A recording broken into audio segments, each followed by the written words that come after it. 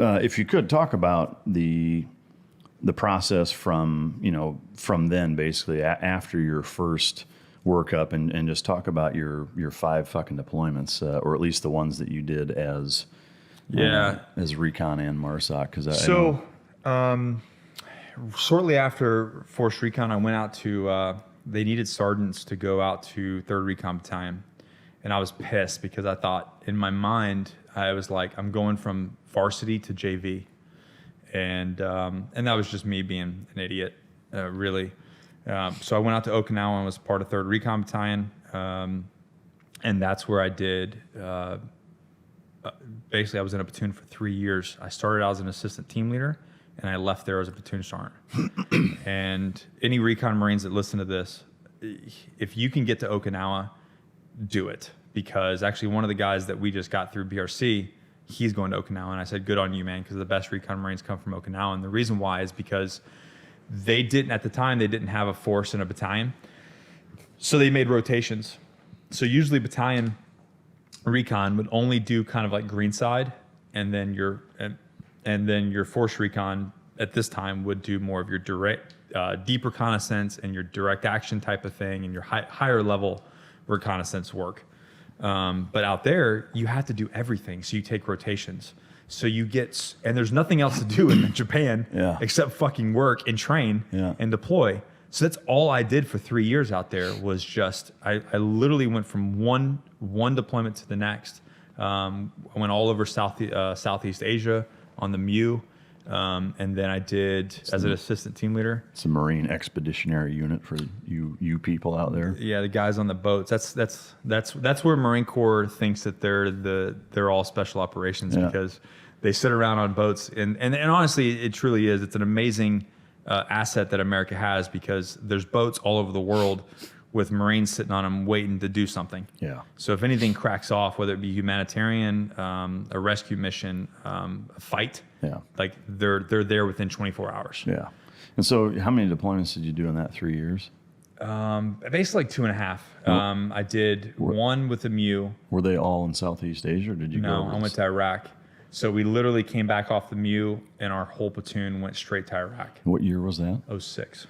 So, I mean, that was arguably the hottest, nastiest time. Deployment, man. Can you tell us about it? I mean, unfortunately, I hate to say it, but we lost a lot of people, and that was during the surge. And anybody that knows Iraq during that time, and we were in Fallujah, it was just, it got so bad that like we were boycotting memorials. We told the command, like, if I die, I want to sign a paper saying that you don't stop doing them. Stop doing them. How many guys did you guys lose? I don't remember off the top of my head, but it was. Well, I mean, how big was your unit that was there? Like, it was entire battalion, 3rd Recon Battalion. So you had 3 platoons. So there's a total of 6 platoons. Bravo Company had 3 platoons, and then we had Alpha Company had 3 platoons. And so the total number of shooters was. I don't know. Let's see. Carry the one. Do math. Yeah. I'm doing it at the team level. Get the abacus out. Yeah.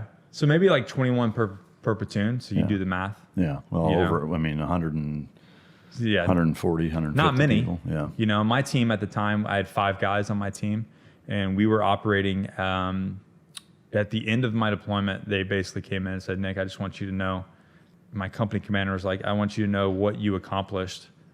A company of grunts couldn't have done.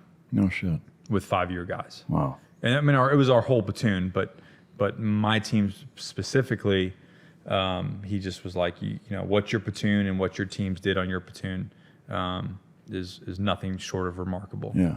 And so all of 3rd Recon Battalion was there in Fallujah. Were you guys around any of the task force bruiser guys in Fallujah, Ramadi, Jocko, and all those guys? Did you ever work? We did. I don't want to bag on the SEALs here. But yeah, we did. I don't know if he was there at that time, but was it Team 5? Well, it depends on what part of 06. They were there the second half of or later in 06. Yeah, so that's the same as us, 06, 07. Yeah. Well, let me rephrase that. And I wasn't there, so forgive me if my dates are a little wrong. I know that towards the end of their deployment was in October because that's when Mikey Mansour died, and they came home not long after that. So they were probably there from my guess would be April to October or something. Yeah, we were there then. from like the end of the summer, all the way until April the next year. So you probably would have just caught them at the beginning, and then Yeah, whoever, they took a bunch of our targets. Yeah. They took a bunch of our target packages. yeah, go figure. And they left some IEDs for us.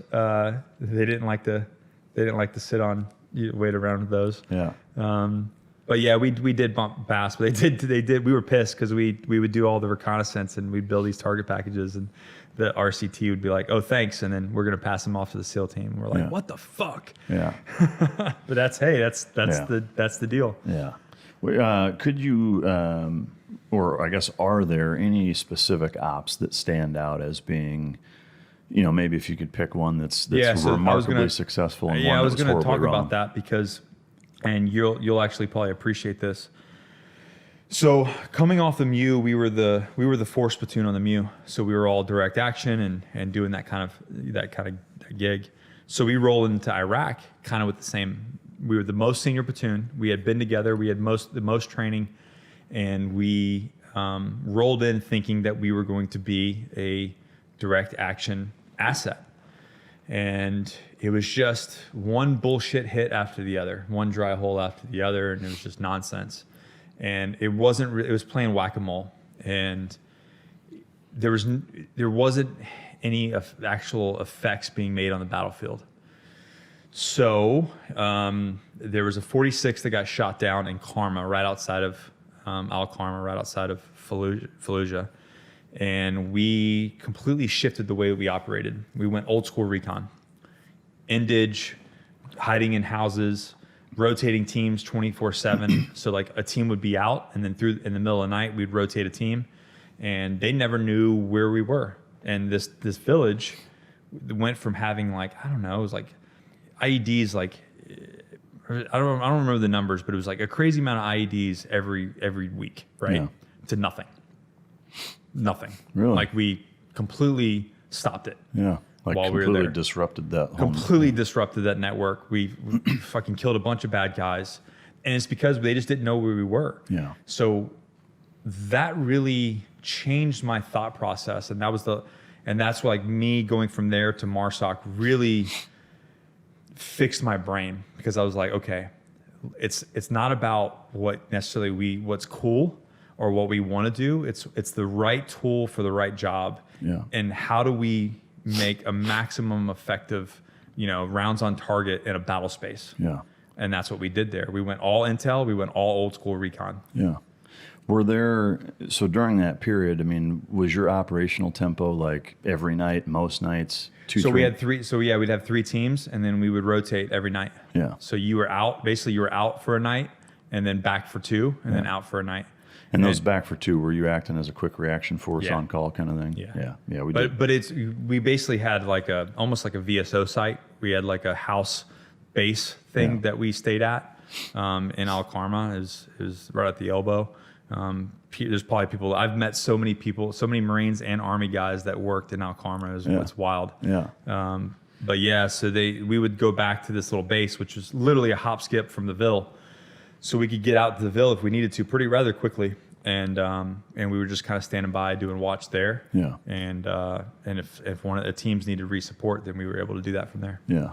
When you guys showed up, was there a sit down of here is your main fucking priority? And because I know at that time IEDs were the primary fucking law. RCT was so fucked up, man. We showed up and we got this brief, and the first brief that we got was the band was this is more of the Marine Corps bullshit. The RCT commander at the time, who was I think he just retired as a general now, said, "Hey, you recon guys, you're not special. We're all Marines here doing the same job. I even have the band is my PSD. Jesus. And they're throw a trombone at a motherfucker. Yeah, they're just good. They're just as good as you. So we're all Marines here fighting the same war." And that was it. And we were really the battalion was really left to their own demise to make shit happen. Yeah. And we did. So for those of you listening that have no military experience, and you've heard other similar stories of dysfunction within the U.S. government, whether it's Department of Defense or agency stuff or whatever. To me, the frustrating and strange thing is that there's there's a weird, I guess just, or there are weird instances within the United States government where sometimes there's stuff like that that's just completely fucking dysfunctional, you know, to where it's honestly like, you know, if you've never seen the machine work, you'd be like, there's no way it could be that fucked up. You know, Right. like I've seen enough TV and movies, like it can't be that fucked up what you're describing. Bad, yeah. But then, you know, 2 months later, somebody new comes in and it's exactly what you would think it should be. Right. You know, and it's like, it's literally, you know, combat stories and operations and, you know, the right place, the right time. That's really what it is. I mean, it's honestly flip a fucking coin and that's your luck as to whether or not good shit comes your way or not. Right. You know, and it's unfortunate in that, you know, again, I think a lot of people assume that the United States government would have their shit together a little better, or at least a little more consistently than they do. But that's not an uncommon theme. And that's really where, like, understanding your own human terrain, not just the enemy human terrain, but your own human terrain, and being a professional warfighter to where you can brief and get your point across and get your agenda across to the commanders appropriately. Yeah. Because if you can do that and you understand them, and you can say, okay, this guy's a fuckstick or this guy's on the level, you have to be able to manipulate them to where you can get your mission across. Yeah.